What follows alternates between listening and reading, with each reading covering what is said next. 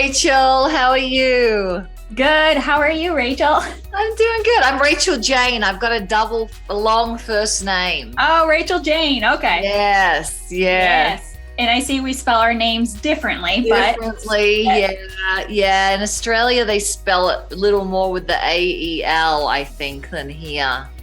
And the JAYNE is different. My mum wanted a unique name. Oh, it's a beautiful name. I thought that was just your middle name because sometimes I get called my middle name too, and I'm like, oh, but That's right.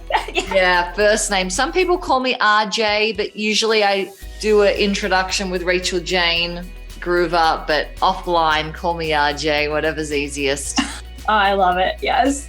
And so, are you calling from Australia? No, I'm in Colorado now, just outside the Loveland, Fort Collins area. Okay. All right. And so how long have you been in that area? We moved here, my husband and I, in end of 2008 from Oregon. Okay. And I moved from Australia to Oregon in 2002.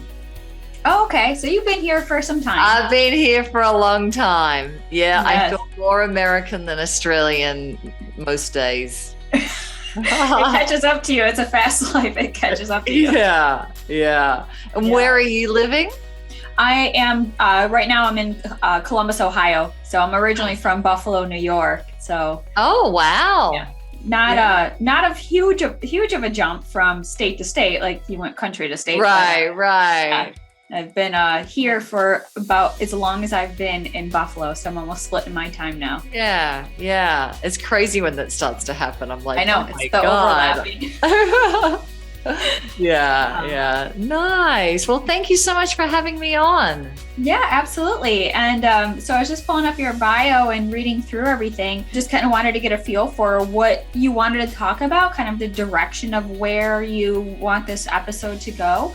I'm here to help guide, navigate, moderate, whatever. And so we always just let our guests have this time to just really highlight and shine and just do whatever you want to do for for your listeners, for our listeners, and just as much value as we can add. Yeah, well, I love the idea of a coffee chat, as you said, just kind of going back and forth and having your organic questions come out. So that's great.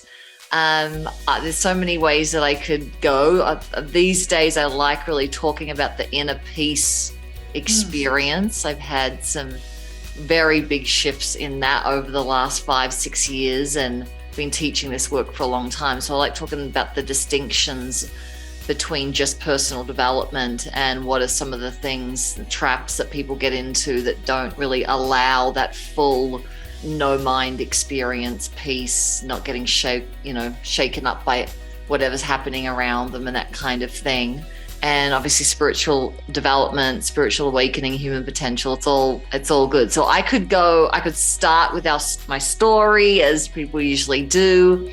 I could talk a little bit about what feeling unshakable is and asking them kind of questions to be with for themselves as listeners, and we could go wherever it goes. Okay. Yeah. I mean, I enjoy that inner peace kind of conversation. If we go that route, I think that's something that we can definitely have a lot of interest in, especially in our time right now where the world feels so chaotic, and in everywhere we look, we're just bombarded by fear and scarcity. And so I feel like that could be a really current and relevant topic that we can just kind of navigate and talk about. Yeah. And, with the whole word of confidence for you, you can kind of play like, what are some of the things that people need to do to be more confident that actually go opposite to the inner peace, and which ones go toward the inner peace? Because they're I was just around a lot of, maybe we'll talk about this, but a lot of confident women last week, but they weren't necessarily peaceful.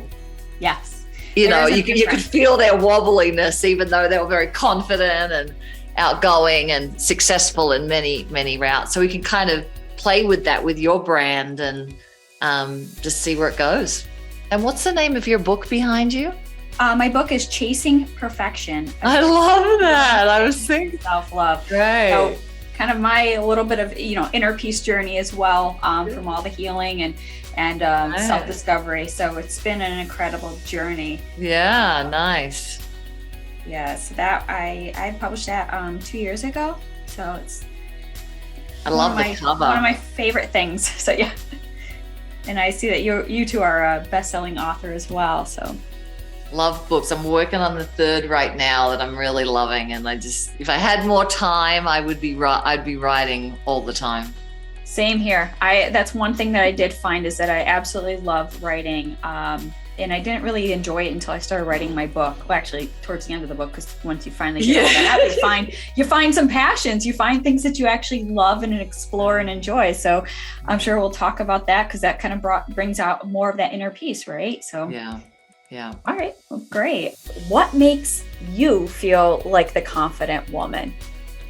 What makes me feel like a confident woman? My womb space, really being connected down and back in my body versus in what I call the head bubble.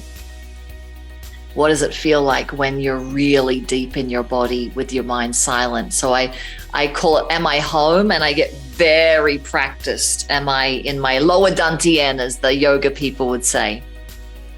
I love that. And what makes you feel your most confident and badass self? A song, a move, an outfit. What is that for you? I'm repeating myself. It's the energetic embodiment of a very high frequency. I know when I'm in it and I know when I'm not. And I've just gotten good at, being behind the curtain of 500 people out there I'm supposed to speak to. And I just go bam, like in that frequency and move from there. Ooh, I love that.